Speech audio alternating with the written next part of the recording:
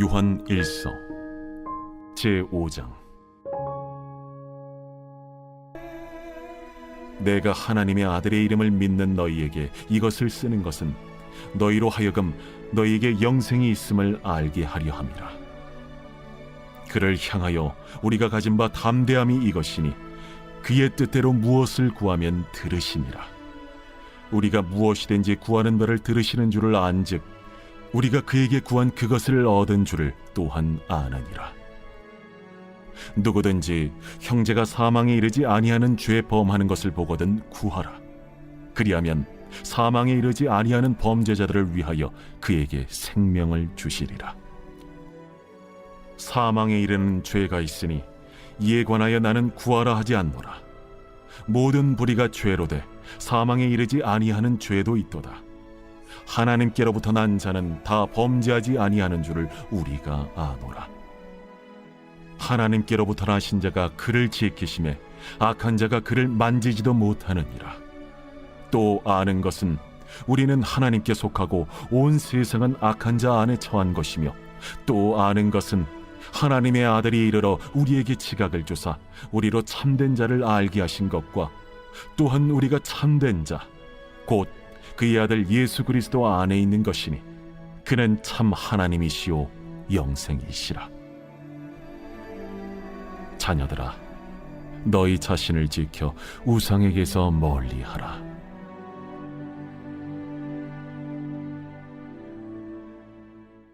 할렐루야. 사랑하는 열린문교회 성도 여러분, 지난밤도 주님 주신 은혜와 평강 가운데 단잠 주무셨습니까? 아침을 깨우는 말씀, 화요일 이 아침에 주님께서 저와 여러분에게 주시는 말씀은 요한일서 5장 13절로 21절까지의 말씀입니다. 오늘도 주시는 살아계신 하나님의 말씀을 통하여 저와 여러분의 삶 가운데 선명한 성경적 기준이 세워지길 원하며, 또한 그 세워진 기준대로 오늘도 허락하신 하루의 삶을 살아내심으로 하나님께는 영광이요 저 여러분의 삶 가운데는 하나님께서 주시고자 하는 참된 축복과 은혜를 누리시는 오늘 하루가 되었으면 좋겠습니다. 오늘 매일 성경의 해설자는 오늘 본문의 제목을 영생을 확신하고 우상을 멀리하라 라는 제목을 붙였는데요.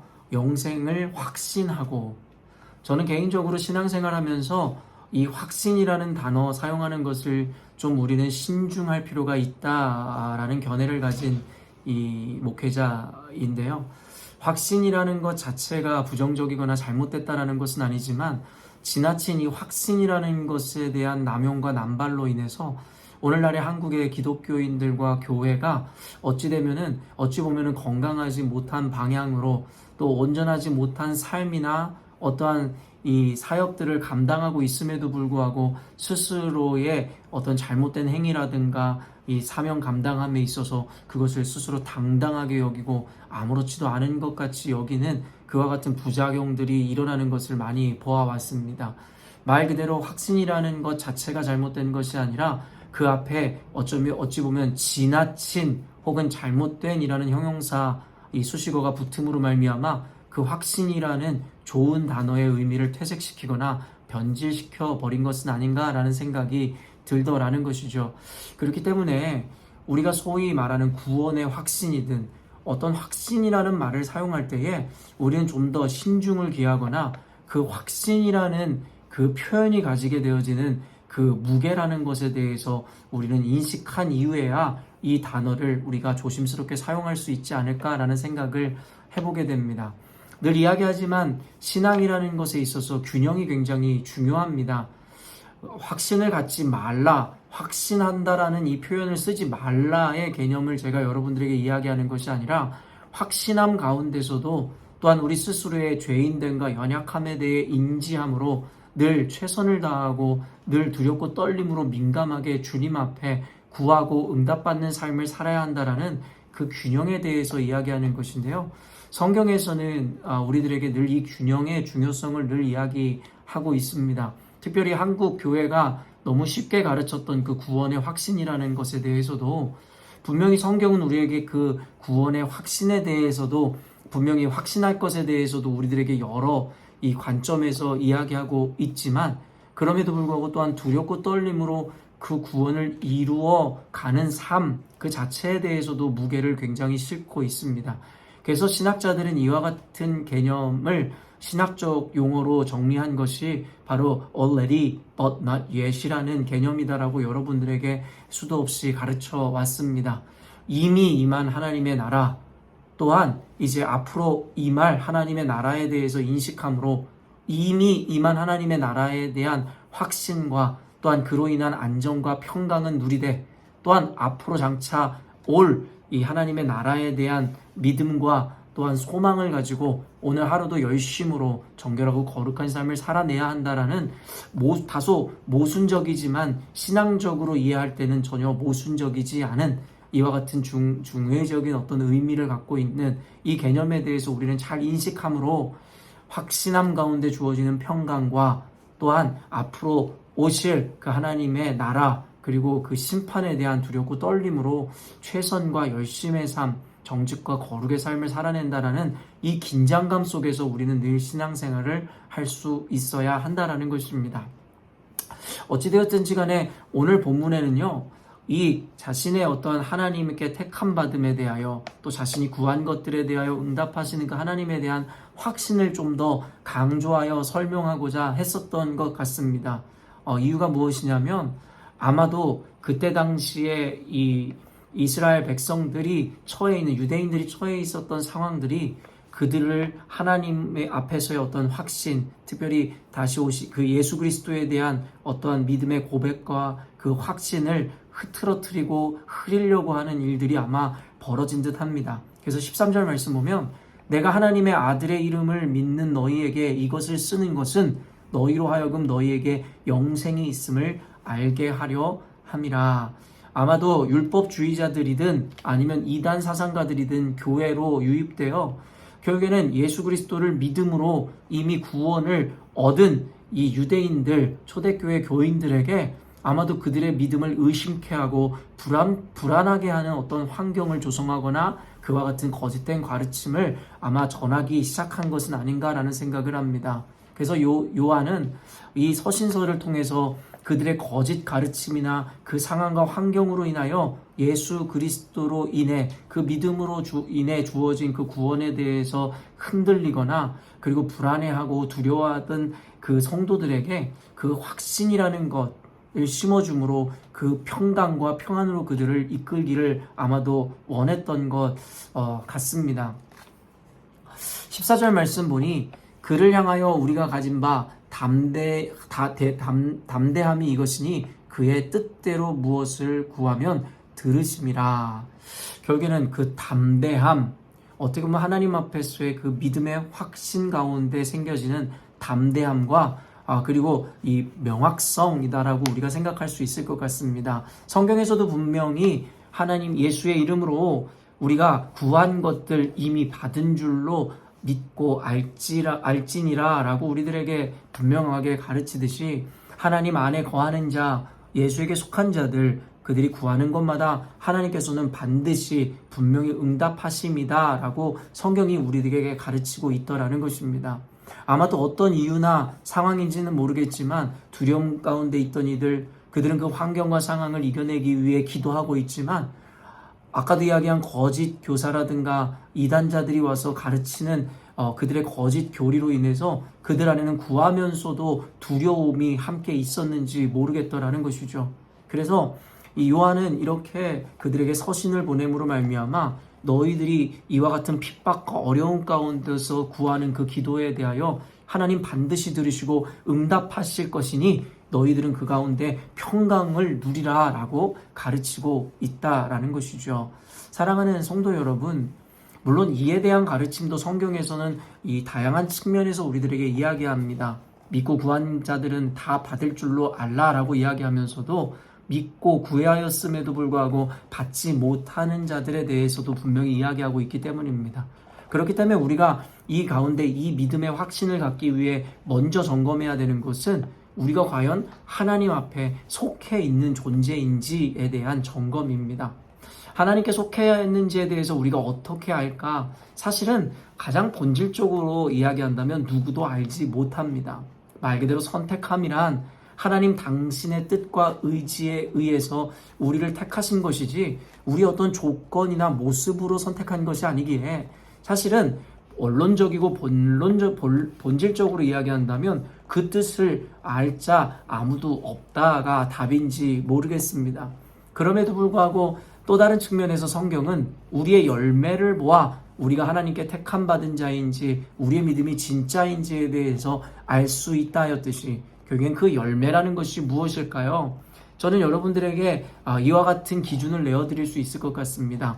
우리 존재의 이유 자체가 하나님을 위하여 그리고 그가 부르신 그 사명을 감당하기 위하여 존재한다라는 것에 대한 인정과 함께 그와 같은 삶을 살아내는 이들이라면 하나님께 속한 자들이며 그러므로 하나님께 구하는 것 모두 받은 줄로 확신해도 된다라고 이야기해 드리고 싶다라는 거예요. 여러분, 우리는 조지 뮬러의 5만 번 응답받은 그 기도에 대해서 우리는 너무나 잘 알고 있습니다. 근데 그가 5만 번 기도의 응답을 받을 수 있었던 이유가 무엇일까요? 그는 그의 정욕대로 구한 것이 아니라 하나님의 나라와 또한 그 영혼들을 사랑하는 마음으로 구하였기에 하나님은 그의 청을 거절할 수 없었다라는 것이에요. 말 그대로 단순히 우리가 로또 복권이 당첨되기를 원하는 기도를 하였다고 하여 하나님께서 무조건 응답하신다? 절대 그렇지 않다라는 사실을 우리는 너무나 잘 알고 있습니다. 그렇기 때문에 구한 바 그것이 모두 하나님께서 응답하심이라 라고 믿을 수 있는 자들은 누구이냐면 자신의 정욕이나 자신의 인생의 쾌락이나 만족이나 성공을 위해 구하는 자들이 아니라 하나님께 속하여 하나님의 사명을 감당하고자 하는 자, 하나님의 영광을 위해 사는 자들이라면 구하는 것마다 모두 응답받을 것이다 라는 확신 가운데 평강을 누릴 수 있다라고 성경은 우리에게 이야기하고 있다라는 것이죠. 그렇기 때문에 요한이 이야기하는 이 확신이라는 것에 대해서 여러분이 이 고백하고 여러분이 그 확신을 통해 주는 평강을 누리고자 한다면 먼저는 여러분이 과연 하나님께 속한 자들인지 그리고 속한 자다운 열매를 맺고 그것을 목적하며 살아가는지에 대하여 먼저 점검할 필요가 있다라고 정리하시면 좋을 것 같습니다. 18절 보니 하나님께로부터 난 자는 다 범죄하지 아니하는 줄을 우리가 아노라. 하나님께로부터 나신 자가 그를 지키심에 악한 자가 그를 만지지도 못하느니라. 여러분, 굉장히 놀라운 선언과 고백을 하고 있는데요. 하나님께 속한 자, 하나님께로 난 자는 범죄조차도 하지 아니하는 줄을 안다라고 이야기하는 거예요. 근데 이것은 좀 역설적 표현이라고 생각하시면 될 것 같은데요. 우리가 예수를 믿어 하나님의 예수의 의를 입었다 하여 우리의 죄의 본성이 바뀌지 않는다라는 것 우리 너무나 잘 알고 있죠. 여전히도 우리 안에는 죄성이 있어 매일과 같이 우리는 범죄하고 하나님의 말씀을 어기는 삶을 살아가는 죄인의 존재임을 우리는 알고 있습니다. 다만 예수 그리스도를 믿음으로 말미암아 우리에게 이 하나님의 의가 전가되어 우리는 구원의 자녀로서 하나님 앞에 의로운 존재라 또한 칭할 수 있게 되었다라는 것이죠. 그렇기 때문에 여기서 이야기하는 범죄하지 아니하는 줄을 우리가 아노라 라고 이야기하는 것은 원천적으로 죄를 짓지 않는다는 개념이 아니라 우리의 죄를 뛰어넘는 하나님의 의 그리고 용서의 은혜로 말미암아 우리의 범죄 자체가 덮인다, 도말된다라고 이야기하고 이해하면 된다라는 것입니다. 이렇게까지 이 요한이 다소 잘못 오해의 소지가 있음에도 불구하고 이와 같이 이야기하는 이유가 무엇이겠습니까? 말 그대로 흔들리는 성도들의 마음 가운데 특별히 하나님을 섬기면서도 두려움 가운데 하나님을 섬기는 자들에게 그렇게 섬기지 말라. 두려움과 의심이 아니라 하나님의 택하심에 대하여 평강과 확신 가운데 하나님 앞에 그 은혜를 누리며 하나님을 섬기다라고 이야기해주고 싶었기 때문이라는 것이죠. 늘 이야기하지만 우리가 하나님을 섬기고 하나님 앞에 열심을 내면서도 전혀 다른 의도와 마음가짐으로 섬기는 이들이 부류가 있음을 우리는 압니다. 예배도 열심히 드리고 헌금 생활도 열심히 하고 사역도 열심히 하지만 그들 마음 가운데 이 마음의 본심은 결국엔 두렵기 때문에 하나님 앞에 이와 같이 열심히 살아내고 열심히 예배하고 순종하지 않으면 하나님께서 나를 내치시지 않을까 혹은 복 주시지 않으시면 어떠할까라는 그 두려움이 내재되어 열심을 내는 신앙이라면 하나님께서 결코 그 신앙을 기뻐하지 않으신다라는 것입니다. 늘 이야기하지만 그것이 아니라 이미 주님의 자녀됨으로 인하여 그 구원의 은혜에 감사와 감격으로 인하여 기쁨으로 즐거이 하나님을 섬기는 자들의 믿음과 그 신앙을 주님께서 기뻐하신다라는 것입니다. 그렇기 때문에 이와 같이 확신을 전달하는 이유는 두려움 가운데 하나님을 섬기는 것이 아니라 하나님 은혜 앞에 이 평강과 은혜 가운데 하나님께 감사함으로 주님을 섬기라라고 이야기하더라는 것이죠. 로마서에서도 사도 바울은 우리들에게 분명하게 전하는 것이 무엇입니까?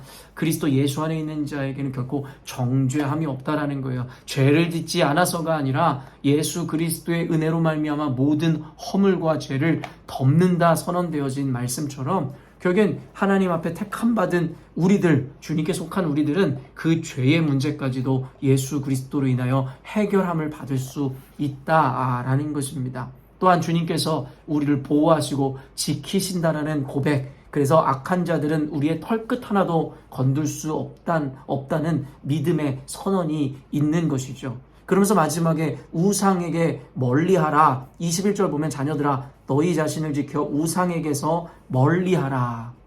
말 그대로 이와 같은 확신과 우리들의 평안을 빼앗는 것, 그것은 우리가 하나님께서 멀어지거나 하나님을 떠나 있을 때에 우리는 필연적으로 의심과 두려움에 쌓이게 된다는 거예요. 하나님이 아닌 다른 것을 섬기는 순간 우리는 이와 같은 확신과 평강에서 멀어진다라고 이야기하더라는 것이죠. 우상이라는 것이 단순히 형상화되어 있는 어떠한 다른 타 종교의 신만을 의미하는 것이 아니라 우리가 우리의 안정감으로 취하고 하나님이 아닌 다른 것을 위하여 살 때에 그것이 이 물리적인 것이든 아니면 개념적인 것이든 모든 것을 우상이라 이야기하더라는 것이죠. 당시에 이단자들이 가르쳐준 가르침이라든가 율법주의자가 이야기하는 유대주의라든가 이 모든 것이 또한 우상이 될 수 있다는 것입니다. 우리가 섬기는 자녀라든가 성공이라든가 돈이 우상이 될 수 있다는 것입니다.